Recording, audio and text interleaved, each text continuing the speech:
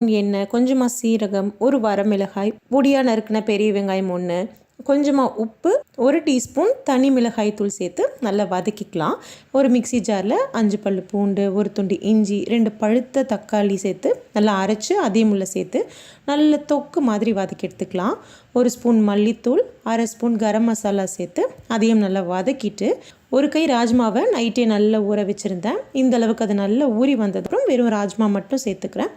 நீங்கள் அந்த தண்ணி சேர்த்துப்பீங்க அப்படின்னா சேர்த்துக்கோங்க, நான் சேர்த்த மாட்டேன். ஒரு மிக்ஸி ஜாரில் 4லேருந்து 5 பல்லு தேங்காய், 1/2 ஸ்பூன் கசகசா, 1/2 ஸ்பூன் சோம்பு சேர்த்து நல்லா வலுவலுன்னு பேஸ்ட்டாக அரைச்சி அதையும் உள்ள சேர்த்துக்கலாம். கிரேவிக்கு தேவையான அளவுக்கு தண்ணியை நீங்கள் இப்போவே சேர்த்துக்கோங்க. இதெல்லாம் ஒன்றா நல்லா அப்படியே கலந்து விட்டுட்டு நம்ம குக்கரை மூடி மீடியம் ஃப்ளேம்லேயே ஒரு 3லேருந்து 4 விசில் வைக்க போகிறேன்.